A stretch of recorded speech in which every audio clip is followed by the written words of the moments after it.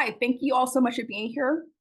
Welcome to Rising Leader Talks, the podcast for first generation corporate professionals who are ready to break the mode and win on their own terms. I'm your host, Unique Robinson. I'm here to share my journey, my struggles, my triumphs as a first generation corporate professional navigating this crazy world of the corporate chessboard. If you're ready to level up your career, rewrite the rules, you're in the right place. Today, I have Hussein Dajani here with us. During his 22 plus years, Hussein has been able to demonstrate astute leadership, career growth, corporate success, and strategic thinking, as well as building a personal brand, all of which were achieved by working for great companies and with great talent. Over the past few years, Hussein has worked for the likes of WPP, Publicis Group, overseeing some of the largest regional clients. He has been fortunate enough to be recognized as a high potential leader within WPP, being awarded the renowned WPP Young High Potential Leaders Award, as well as receiving regional awards from likes of Gulf Marketing Review, which identified him as one of the top 40 top marketing professionals in his region. He was also voted by Huffington Post among the top 10 people changing Marcom landscape in the MENA region. Voted as being among the top 200 CX leaders globally to watch for in 2021 and 2022. BTX Top Executive Leader Award in 2021, BizNext Award 2022, CX Professional of the Year Award in 2022, CX Hall of Fame in 2023, and most recently has been recognized as one of the top 50 global CX influencers in 2024. Hussein also sits on the advisory board of CMO Council in the Middle East and CXPA Middle East Region Leadership Council. Since working on the agency side, Hussein has transitioned to the client side, with working with some fantastic brands that are crossing digital and experience divide in senior leadership roles. Hussein's core expertise lies in digital marketing and in the tech space, evolving over the years from a pure player marketer, starting his career with some of the world's greatest communication companies prior to joining Deloitte Digital as partner and CMO for advertising, marketing content, CX, commerce, marketing offering, and head of Acme, a Deloitte digital business. Hussein was the general manager for digital and CX transformation with Nissan Motor Company for Africa, Middle East, India, Turkey, Oceania, overseeing some of the most dramatic customer transformations of the company has seen in recent years.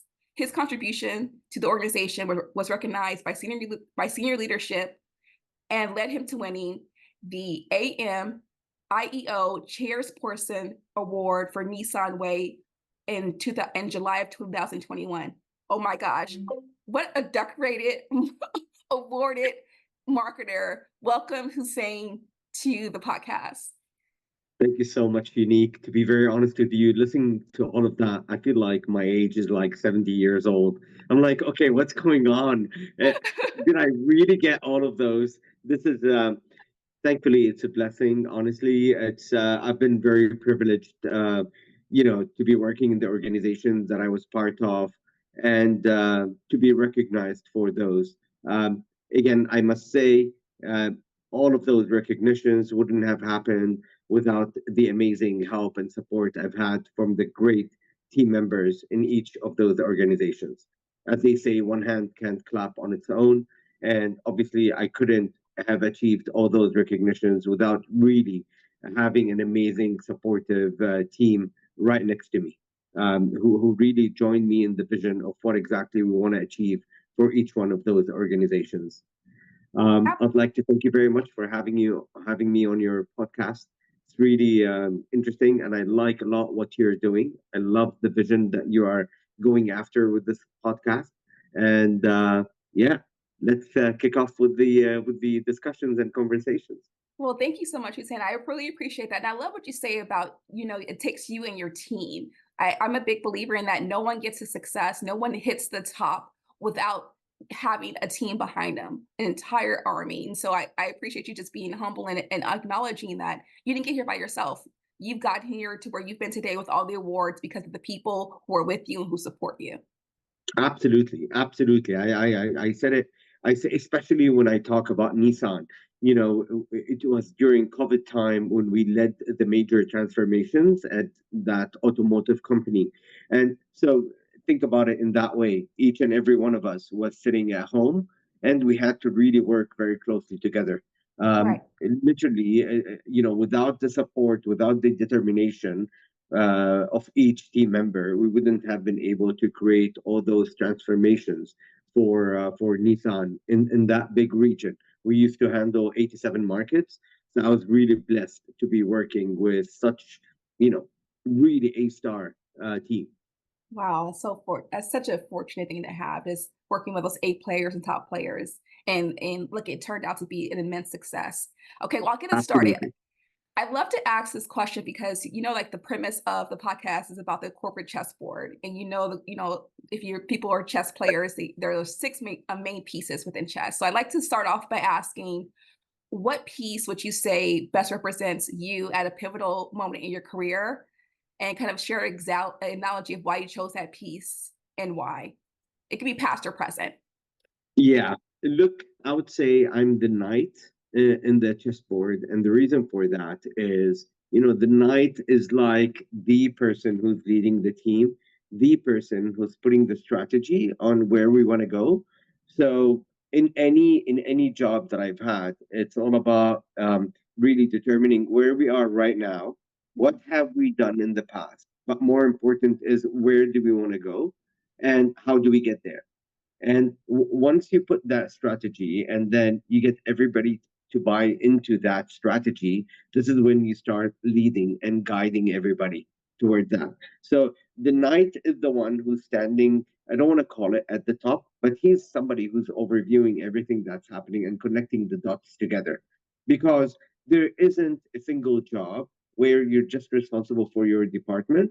You are responsible for your department, but you have to work cross functionally. So you have Yeah. to work very closely with each and every department, break the silos, and make everybody, like the pieces of the puzzle, come together as one piece. So the knight is the one which is I believe, minimum for the last 10 to 12 years, I've been playing the role of a knight, where I've been guiding the teams of where exactly do we want to go, getting their buy-in on the vision that I'm putting in place, and then identifying the right team members that are going to be part of that vision, and what role exactly each and everyone is going to play. That's exactly important. So it's not about just getting team members; it's about identifying the strength of each team member in driving that piece of the vision and the journey forward. I love that. And I hear you saying a lot. What I hear you describe is just being a strategic thinker, being able to kind of move outside of, the forest, as you can see, and see the big picture and carry the vision forward. And I think that what you're saying is that I only guess as being a first generation corporate professional yourself, right? Because this wasn't always the pathway laid out for you, given if people know your background, how you kind of started off and got into advertising and marketing in the first place. Absolutely. How would you say kind of you've acquired those skills? I would assume trial by fire, but how did you become to be this great strategic thinker to be able to carry a team? Look, I have to be very thankful as well. So even though I said I'm very thankful to my team members, I'm equally thankful to the mentors or the bosses I've had throughout the years. Um, Learning from those bosses have helped me a lot to grow on a mental level, on a professional level, and to start thinking from one side, how am I going to be able to lead teams? And the other side, how am I going to be able to really strategize and really put a vision forward? But one thing which is extremely important um, is putting myself in the customer shoes. You see, Yes. unique, you are a customer, I'm a customer. I have so many pain points with so many organizations. And at the same time, I have so many, let's call them love points with so many organizations. So once you start putting yourself in the customer shoes, this is the start for putting the strategy forward.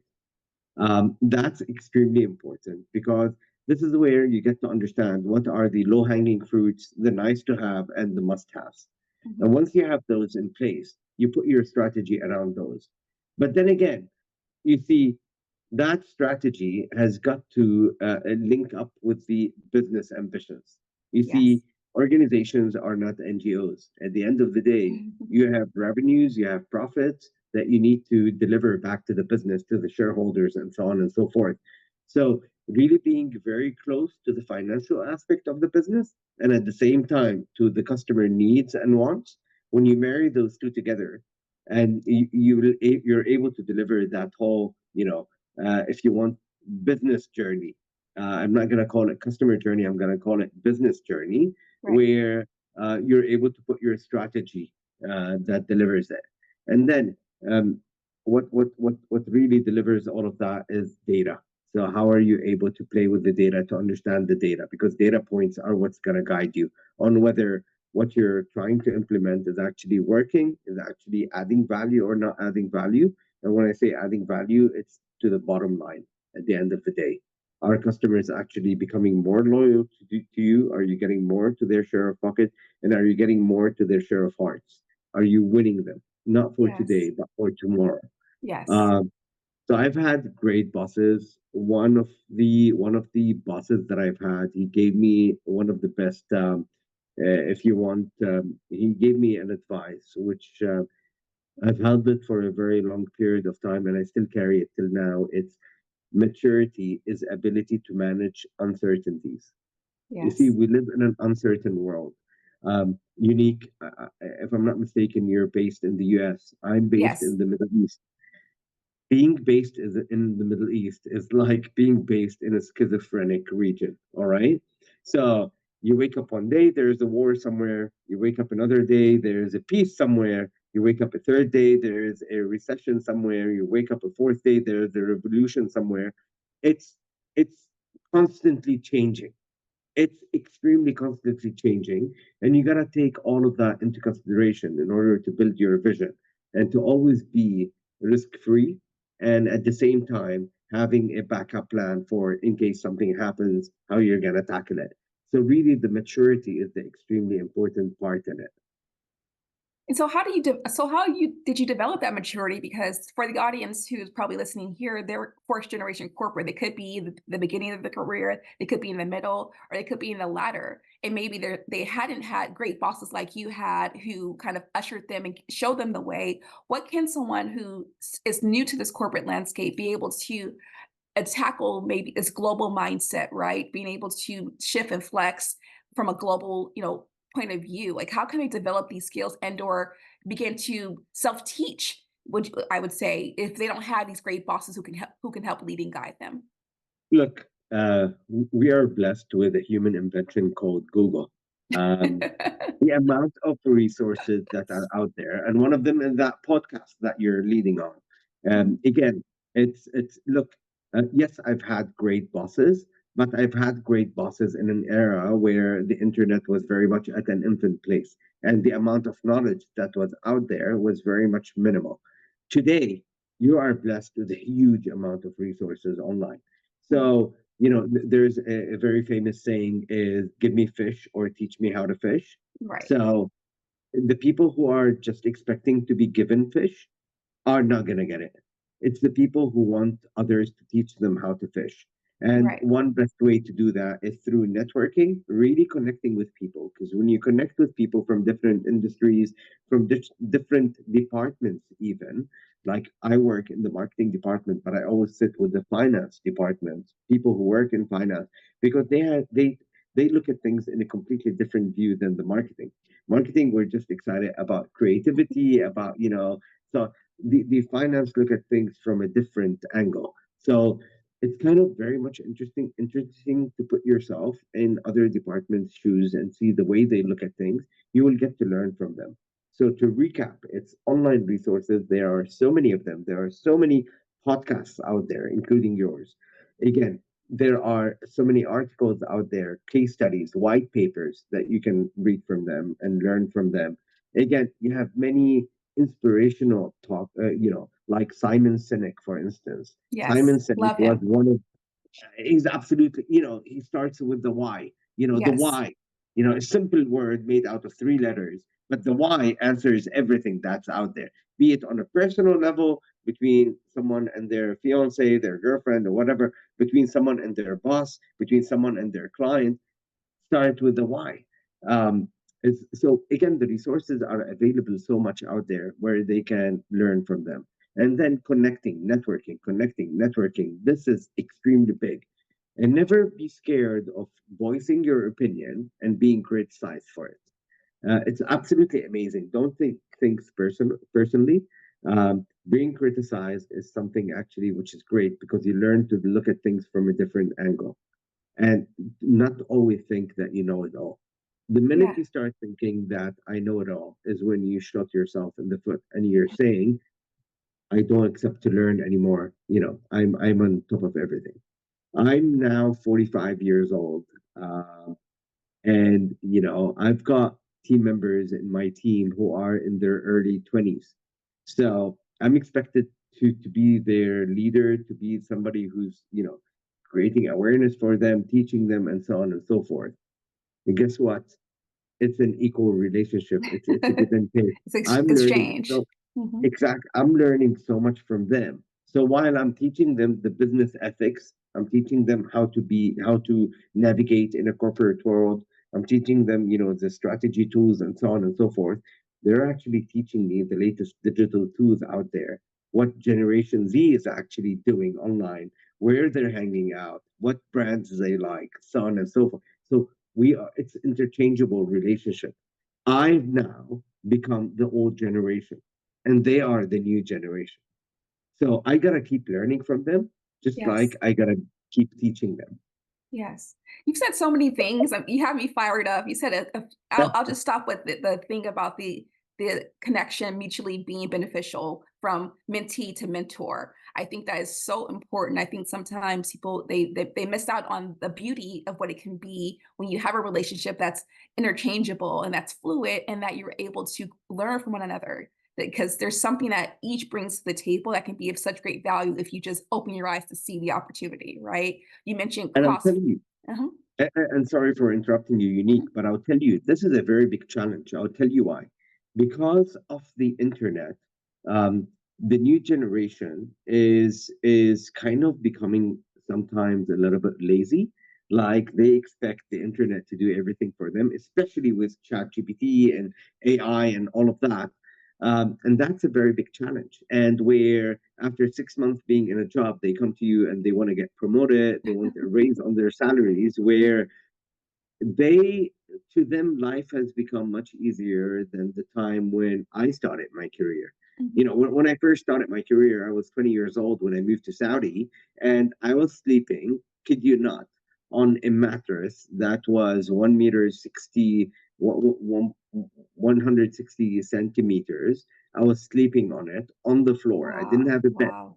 So we had to go through hardship, yeah. And the Yes. new generation is not accepting to go through this hardship. And it's a challenging to keep them motivated. Like, do you know now that when Gen Z is coming and applying to your company, they're telling you, are you going to give me a parking spot? Are you going to give me internet connection? Is it a fast internet connection or not? Are you going to give me a laptop and a smartphone? The demands are insane from new Gen Zs. And it takes really a lot of maturity to be able to manage the conversations with them, to be able to get them to understand that it's not only about monetary things or things that won't add to your career. Let's take a look at how much you will learn from this job. Let's take a look at how this job is going to actually contribute to your future. And this is the it's kind of, I wish sometimes I was a psychologist when recruiting Gen Zs because it takes a lot of psychology, to be very honest with you. So how do you manage expectations in that way? So if there's a Gen Z listens to this call or a millennial listen to this call who has access to the internet and they're kind of being on this path of misinformation, as you would say, because it's not coming from nowhere. They're getting these ideas of demands and what to expect because they're seeing it on the internet, right? So they're it's a little detached from what's in reality versus what's online. So how do you kind of reset the expectation and an empowering way to give them, okay, this is what you need to do. This is how you set yourself up for success. And yes, there are certain demands you can ask for in the job because things have changed and employers have to look at things much differently. But then there's other things you can kind of maybe navigate in a different way that's kind of more advantageous or kind of more win-win for you and the employer. So I always go back to Simon's start with the why. Mhm. So my number one thing is, why are you looking to get a job? That's extremely important for me. Why do you want to get a job? Is it because your family is forcing you to get a job? Is it because you need the paycheck at the end of the month? Is it because you have aspiration to become a leader in the future? Why? What is it? Just let me know. What is it? All right. So I start with that. Number two is I look at whether an individual has got the passion for the job and the industry they're joining. I'll tell you one thing: you can teach an individual anything except passion. When I got my job with Virgin Mobile, and my boss back then called me to give me the job. My role was head of online communications and communities. So I told them, yeah, listen, I like Virgin Mobile as a brand. The opportunity excites me, but I've never held such a position before. And he told me back then, listen, I don't care about what you know. I've been monitoring you online and I've seen you've been very active online. So I want this passion you have for the online, and I'll teach you all the tactics of how to be able to do the job. So are you in or out? So again, passion is something you cannot teach it to anyone. Passion is something innate in people. And this is why I tell people, don't join organizations just for the sake of the job or the salary or so on. If Yeah. you don't like that industry, you will not succeed in it. The other advice I would give is, there is a formula in this world. You have an amazing job, but the salary is super low. Yes. Then you have a very lousy job, but the salary is amazing, and you have, it's a nice job, and the salary, I'm content with it. And the question, the thing that I always tell them is, option C is the most ideal one, where it's an okay job. I don't mind it. I'm completely comfortable with it. And the salary, I don't mind it. I'm okay with it. Very rarely would you find any of the other situation, that situation, which is the option C. You always get the other two options where it's an amazing job. I love it so much, but damn, they're not paying me. My salary is ending so early in the third week of the month. You know what? I gotta look for another job. Or the other one, which is, I'm getting paid so much money, but I hate my job. And you know this is why finding that middle ground is extremely important, because money will not bring happiness, No. and uh, an amazing job without being, again, again, without being, rewarded for it. And the rewarded can come in many ways. Yeah. I said here, you're not getting paid a lot. Getting paid a lot can come in many different ways. It could be your financially, your salary at the end of the month.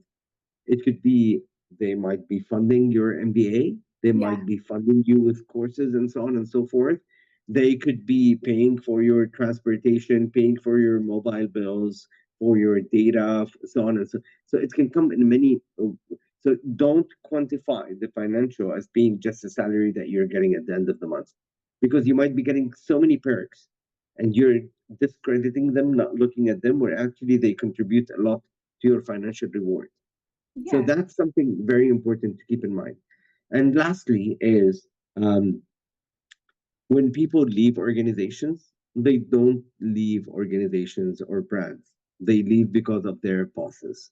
Yeah. So make sure you know who your boss is. Make sure your boss is somebody who inspires you, somebody who, will bring the best out of it in you. somebody who you will feel super excited to be reporting into. I'll give you an example for myself. Yes, currently I'm a group CMO for a company called Petromin Corporation in the Kingdom of Saudi Arabia. So I'm a group CMO. You might say, "Hey, listen, you're a chief. You've reached it." Yes, I'm a chief, but I do report to a group CEO. And if I didn't get excited about reporting to that group CEO, I wouldn't have joined the organization. Yeah. I'm somebody who always likes to look up who's my leader. Is my leader somebody who's going to actually teach me something new every time we're sitting together? And he does. He teaches me something new every time we sit together. And that's what excites me. And that's something new. It's not necessarily relating to the business, it could be anything in life. And that's what I like about it. So choose who your leader is, because your leader will play a very big role in making you, spend a career with that organization, or just come for a year or a couple of months and then move somewhere else. Yeah.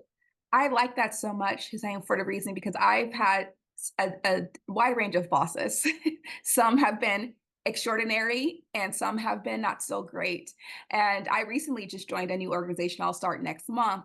And one of the reasons why I chose that organization over the other one was because of the person who was my managing director. When I met with him, I was blown away by his leadership, by the way he treats his team, and just the care and intentionality he had coming into the interview. I said, okay, this is somebody I can work for. This is somebody I respect, somebody I can learn from, somebody who I can actually do great work with. So I think that it's important when people are, especially listen to this podcast, who are that first generation corporate professional, who are looking to kind of make sure they set the playing ground at a way that they can actually make some good moves, is who you actually partner with is going to be extremely important. And yes, they're your boss, but more than your boss, they're your partner. They're your partner in your career, in your business, and whatever you're striving for within that company. That's what the person's going to be, right there with you to get to that next point. So I really like that you highlight the importance of making sure you're being intentional when you're going after the new job or where you're looking to transition to, and who you're going to be partnering with as far as your boss in a company, that you have something that lights you up. And having that, I love that you said like option C, where you don't have everything, but you're not missing a whole lot. Because on the corporate chessboard, if you have this very mutual playing field, you can really make strategic moves that are really calculated and put you in a position where you want to be. And you can kind of set your ticket and write your own journey and how you want to show up for the company, where you want your career to go. So I love that you mentioned Absolutely. option C. You don't have to knock it out the park. You can have something very mutual, very and you can kind of mold it into what you would like it to be. Absolutely. Spot on. And I'll tell you one thing, and this is an advice for any leader who's listening to this podcast.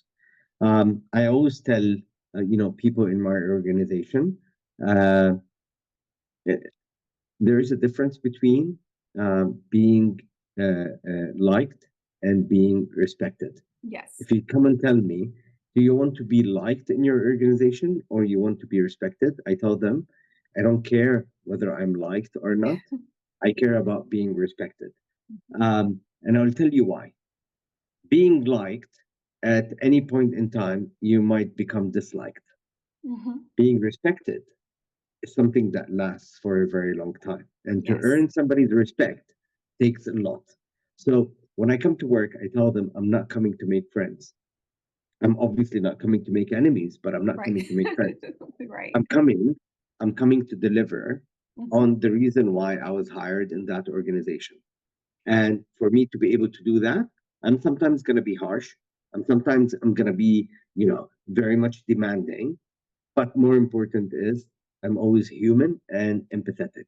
Yes. Like when I just joined this recent job that I've joined, and look, I've just had a year ago today, actually, exactly, I've had a baby girl.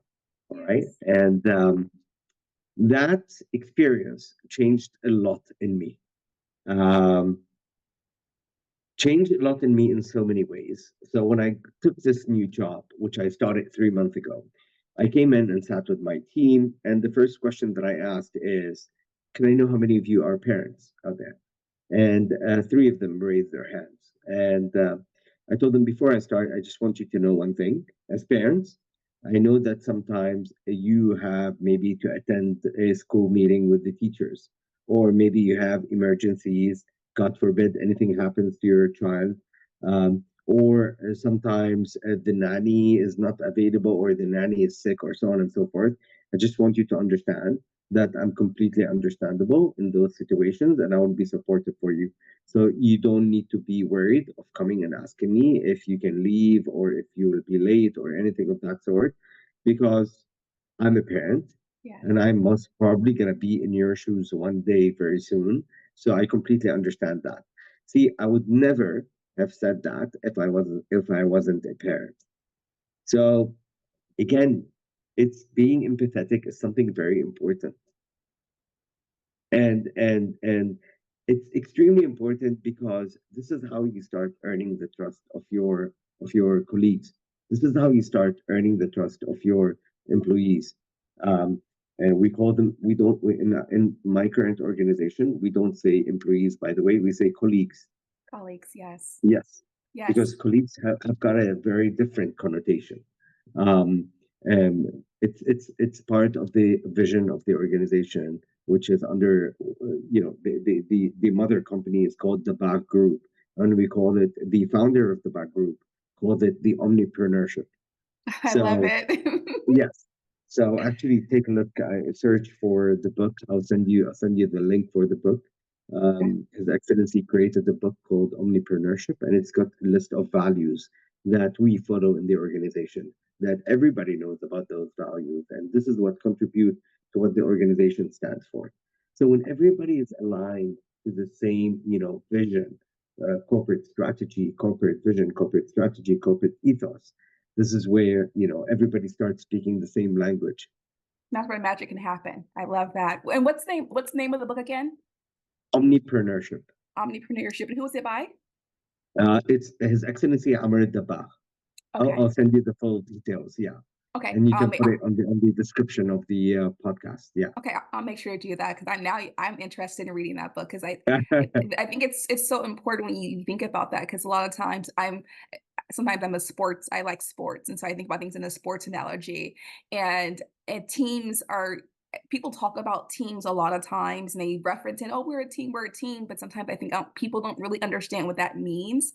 Everyone has a role to play in a team, but everyone's part is going to be different. How we synchronize and harmonize those pieces is what makes a great high performing team. And It's so just game. It's just game. yes, yes, exactly. So I really appreciate that you offered that. There's one part of your story that I don't think that we've touched on here, which I want to kind of circle back to. There was a point in your career that you made a pivotal shift where you came to the U.S. and went to Wharton School. What led you to do that, and why did you think at that time, because you were doing well in your career, you were having success, winning awards, what made you then decide to go back and pursue higher education? Very, very interesting question. Unique. I come from a middle class family. All right, and where originally I'm from Lebanon, where the situation, the political, socio-economical, so on situation in the country is has gone down the drain, and I support my family financially, and I've done my bachelor's, and I've always wanted to continue higher education. For me, education is something very important, but I was never able to afford, taking a year off from work to be able to go and do that.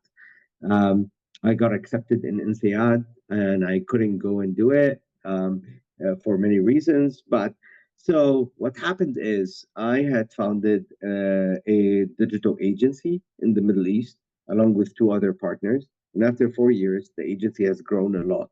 We sold it to WPP Group. So Great Wow. Global bought that agency. It was called Yes. Hug Digital. And I say it was called Hug Digital because the at one point in time, the advertising agency was acting very much like capital markets. And what do I mean by that is big companies coming and acquiring smaller companies and breaking them apart. Why? Because smaller companies were much more agile and starting to create competition to them. So they didn't want them. So it was literally the Wall Street of the advertising industry. Um, Anyways, but we sold it. Thankfully, it was for a good price, and I decided, you know what, this is the best time. I've made some cash on the side, and I've always wanted to. But then times have changed from the time when I got accepted in NCR to 2017. Um, by 2017, if you ask anybody, they will tell you don't go and spend a whole year doing your masters or your masters or executive education or anything of that sort. Now what's becoming is you do those executive education programs, so they're much more condensed courses where they just focus on the areas that you're interested in. You do them in a much shorter period of time. The cost implications of them are much less, and you will get much more value from them. And at the end of the day, it is considered like you graduated from that university. So yes, this is when I started looking for a university that's able to deliver and answering me on the question of. I was very much fascinated by entrepreneurship, and I had so many ideas in my head. And I was wondering why nobody created those ideas. I don't get it. Why nobody created them? What's the issue there? Is it me or? So I found the executive education program with Wharton University in the U.S. And it was in the heart of innovation, if you want, because it was in San Francisco, the Bay Area. Where better to go? Yes. Um, so I went there. It was an executive education program for 3 months, extremely condensed program. We start from 8 a.m. We finish at 7 p.m. in the evening, but it was super interesting because I was sitting with CEOs, with CMOs, and so on and so. It was inspiring and from all over the world. Um, and what the program was all about is innovation. And that program is the program that gave birth, by the way, to Uber, the program that gave birth to Spotify and to Netflix. So Wow. yes. So it's a very interesting. And what was even more interesting than that is prior to going to that program, each one of us, the candidates, and we were 25, we had a mandate that we had to come up with three business ideas. We got to record videos and about our business idea and upload them on the portal. And then the university would open the portal for everybody, and we got to vote on which from the other 24, which one we think is a good idea.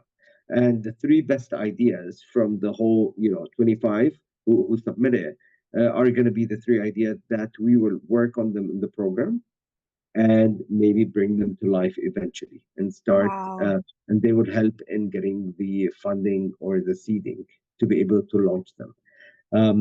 One of the ideas that I've had in mind, and I still believe it's a winning idea. um, I travel a lot for work, all right? And you know what I hate the most is getting to the airport where you gotta take out your belt, take out your shoes, check what's in your pockets, and take out your watch, and so on and so forth. And I'm like, why isn't there a company which created a clothing line, clothes that are pre-approved by the airport security. And yes, I know it sounds like mission to Mars where everybody's wearing the same clothes, but very honestly, I see a huge opportunity in that, where they might become Gucci from one Yeah, side or Hermes or whatever it is. But look how amazing it is. You go to the airport, you don't need to take out anything. You just keep walking, it's already and that's approved. it. Yeah. Exactly, already approved. And yeah, so I did that program, and the last week of that program is when I got a call from Nissan, and they wanted me to join them in the Middle East, but overviewing 87 markets. And funny enough, it was a shift in my career, but because it was focusing on customer experience transformation, and to me that was highlight. I mean, obviously, no brainer. Yes, I definitely want to join and do those. You know, yeah. Yeah, I love that story, and I had no idea about that program because I'm actually pursuing my MBA now at USC School of Marshall School of Business, and it's a 3-year part-time program. So I'll be doing it parallel as I'm working as well. But I love that you offered this additional alternative to maybe longer programs to that maybe not so cost burdensome, and they are shorter distance time so people can go and get those skills and information needed to really catapult and accelerate their career and understanding in a particular area. It was very Absolutely. helpful. And I do advise anybody going, if they have some time to go to the Bay Area and to visit like Uber's offices, X, and so on, the amount of learning that you'll get them. Do you know that in Uber, you know how Uber thrives and Uber makes money by making more drivers on the road? So how do they make drivers go more on the road? Let's say Unique is an Uber driver or captain or whatever they want to call it, and they know that Unique drives every day from 9 a.m. all the way till 5 p.m. So what do they do in order to keep Unique on the road, serving other Uber riders? Is at like 4:15, 4:30, and they start throwing messages at Unique inside the app. We know that between 5 p.m. and 7 p.m., there's going to be 25 rides in the area that you're in. If you take those rides, you're going to be able to make $300 more. That's smart. And that makes the driver think like, you know what, It's incentive. $300, Mhm. $300 in 2 hours. Damn, I'll do that. Yeah, well, what the heck? Yeah, instead of going and sitting on the couch, no, I'll make $200. Why not? And this is the way they play on it. It's emotional Yes. intelligence, and Yes. it's super clever, super clever. Or for Yeah. instance, they send them messages, hey, your rating has dropped this week versus last week. What about you take more rides today so that you get more stars and you're able to increase your rating? If you increase your rating, you have higher chance of being chosen at the Uber that people will select. It's all about data, all about emotional intelligence, all about that. So it was amazing really going there. And in their offices, they've got flags. In their San Francisco offices, they've got flags for every country. They've got a team dedicated for, let's say, France, a team dedicated for Saudi, a team dedicated for, it's amazing. Yeah, that's amazing. I want to visit it. I had no idea they had Yeah, all of that there. And absolutely. I have to book a Absolutely. tour. Given that I'm in California, it's just, Oh, a you, quick you plane ride. definitely should. Yes. You really definitely should. Yeah, it's free of charge. You can go there and do that. So I've visited almost every single tech company that's out there. I've been also to the Google campus, to the Meta campus, to X, if I'm not mistaken, Pinterest. Yeah, I've been to a whole list. I had a whole list of them. And That's again, power of networking. I'm connected to so many people who work in those companies on LinkedIn. So it was just a message, hey, I'm coming. Would you be able to blah blah blah blah blah blah? And boom, done. That I think that's so brilliant to just to go and tour offices and learn from the structures of the company. Because you can tell Yeah, a lot about business by understanding company structure and the way that companies actually operate. So I thought that's a really innovative and insightful way to go and get that hands-on and also make connections and network with people because you never know absolutely, when you'll cross paths absolutely, or need to, pull on them for even a job or anything like that, or even collaboration with the companies that you work for that are so powerful and doing so many different things all around the world. So absolutely. I'm gonna take a page out of your book. I'll make sure to make a note of that and then create my list of company businesses and offices I want to visit so I can go ahead and expound my understanding and point of view from a structural standpoint and organizational standpoint. So thank you for that nugget for me. I appreciate that. One question I do have for you in regards to you said something earlier around being able to managing differences and conflict. So I think that a lot of times when again our audience is corporate professionals who are this is their first time entering, they don't have the legacy or the inherited knowledge of how to navigate these difficult conversations or personalities. How have you been able to manage conflict in an effective way or disagreements that are is progressive and it's able to expand the relationship and broaden perspectives rather than to have a negative adverse effect. I think it's important for this group of audience to really understand how to navigate conflict and differences, because I think that the sooner you're able to do that, you'll be able to really advance your career. Very, very good question. And the first one I would say is choose your battles. Okay. It's okay to sometimes lose a battle at the expense of winning a bigger battle later on. Yeah. So choose your battles wisely to be able to know which ones are worth your energy, your time, and your determination to win the argument. Number two is we sometimes forget that we're talking to people from different cultures, different backgrounds. God didn't create all our fingers the same way. Yes. The same way He didn't create human beings the same way.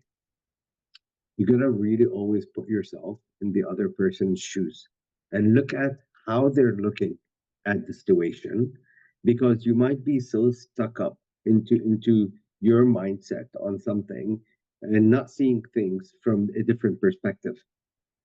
So that's extremely important. How do you navigate and manage that? And how do you manage that is through the power of communication.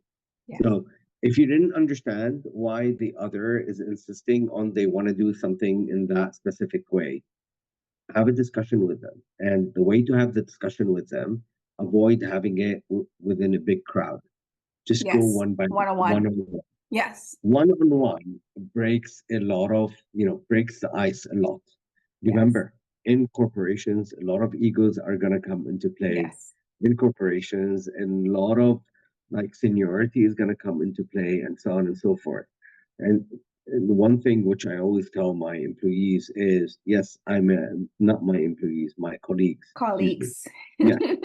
Um, so when I sit with them and I tell them, yes, my title is a chief, but that does not mean I'm always right. Yes. So uh, it's extremely important because look, office politics are going to be in any organization that you join. Keeping your head down and focusing on why you were hired and what you were hired for is extremely important. That makes you, shift away from the, office politics and so on. But number two is taking conversations one on one is something very important. And thirdly, which is extremely important, is if you were mistaken, there is no harm at all in apologizing and admitting that I was mistaken. I apologize about that. Um, and thank you for highlighting this to me. Guess what? Yes, you might say, oh, no, I'm not apologizing to anybody. I'm not admitting that I'm mistaken. When you do that, you'll make your opponent even make them feel this small. Yes. Why? Because you were much more humble and you were not scared of admitting that you were mistaken. So that's something very important. Having a conflict in a big crowd, this is a formula for destruction and a Yes. formula for things getting out of hand. So whenever something is happening, it's like social media, somebody Yes. is, bashing you and so on and so forth. Take it away from, the main page and go, one on one in DMs Yes. where you understand what's the conflict and you sort it out. Those are the advices I would give, to be very honest with you. Those are extremely important and really they help you, stay. So I'll give you an example, and that's an important example. When I joined Nissan Motor Corporation, so I was heading customer experience transformation. And in order for me to be able to succeed in that position, I got to work cross functionally with every single department: sales, after sales, dealer network development, customer quality, ISIT, connected car, about 8 different divisions. And when we started to work, I noticed that many of those departments were like, who the hell is this guy and what is he trying to do? Yeah. And why is he that telling us how to do this? This is our department. We decide. And I said, okay, you know what? Let's take a pause. We did a presentation explaining is who is our department, what exactly are we trying to do, and what do we need from them. Yeah. So we went and we presented that to them, and we made it very clear: we're not here to replace you. We're not here to dictate on you what to do, and we're not here to govern you. All what we want is we want you to nominate one person from your department to become the champion of customer experience and to come sit with us on something we named the Customer Experience Steering Committee. So what we ended up with is one person from sales, one person from after sales, leader network development, so on and so forth. We got those 7 people, and we started sitting together on a monthly basis on a roundtable called the Customer Experience Steering Committee. From being completely opposed, completely, facing defensiveness, to suddenly saying, "Hey, those guys are actually helping us. Those guys are actually contributing to us." And what was the cherry on the top? Where we discovered on 4 different instances, 2 different departments in an organization working on the same project, but because they're not talking to each other, each one of them is incurring investment, time, and effort, but they're creating the exact same product. Oh my gosh. Yes. So when we Wow. showed them that, yeah, exactly the reaction that you had on your face with the reaction that they had on their faces. You see, the biggest the biggest struggle any organization goes through when it starts becoming bigger and bigger is silos, Yes. where every single department doesn't care anymore about the whole organization's objectives. They start caring a lot more just about their own targets and objectives while forgetting everybody else. What ends up happening is many companies in one company. Yes. And No this is longer, where no you longer a need to shared goal. Yeah. exactly. So I hope this answered your question about how to manage conflicts, because whoever is listening to us is definitely bound to face so many conflicts. But it's about how do you manage them. And then again, I go back to that quote: maturity is ability to manage uncertainty. It's how Yes. you deal with it in a mature way that differentiates you from the pack. It's a perfect answer. Can't add any more to that. That was phenomenal. Uh, one more question. I know we're coming to time, but I do want to ask a question of you because you're already in the C-suite. You've already hit the pinnacle, right? That's the track that I'm treading along. But what are some important skills and or qualities that aspiring leaders listening to this podcast can develop to be a real contender for the C-suite? Um, Number one is really being very close to the finance team. You gotta really understand what is the bottom line. So you gotta really understand how to start speaking, even though you are a chief marketing officer, but you gotta understand how to start speaking the language that a chief financial officer would appreciate and like and would get them to support what you're trying to do. The minute you just start talking from a marketing lingo and a creative lingo and so on and so forth, they won't listen to you. You lose them. So Yeah. you lose them. So you really need to start to be able to reach the C-suite. This is when, yes, your title is a chief marketing officer, but what you actually are is a chief business officer. Yes. And this is where extremely important. So being very knowledgeable of the way finance operates, what matters a lot to finance, and understanding very well how the tactics to be able to go and to get approval on your marketing budget. Because if you come and put in front of them, "Hey, I need $500,000, I want to do 10 campaigns," the CFO is going to look at you. Yeah, you know what? You can come and ask for $10 million, but how much return are you going to bring back to the organization? So when you come and tell them, I need $500,000 to fund my marketing campaigns, but those $500,000 are going to actually generate for us $2.5 million, and those $2.5 million are going to cover my marketing budget, are going to cover the costs of running those campaigns from material printing, blah blah blah blah blah blah, and actually are going to bring us net revenue of this much. This is where you will start becoming appreciated.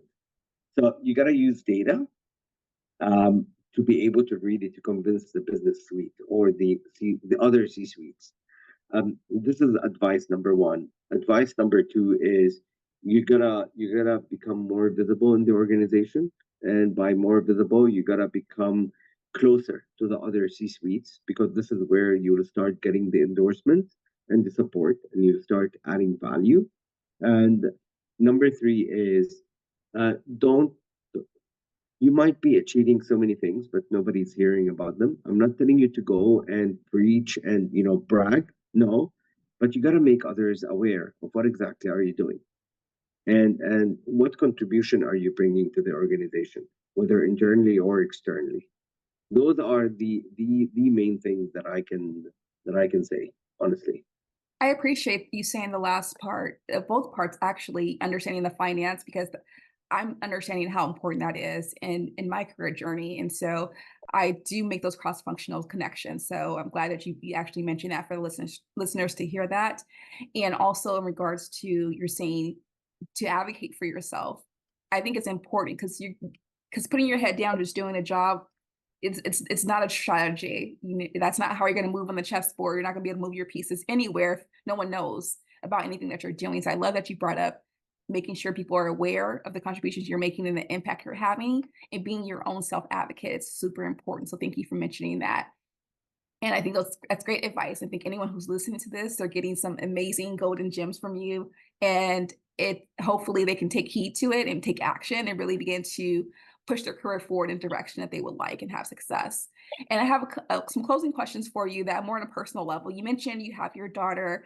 What are some things that light you up in life that bring you joy, that you enjoy?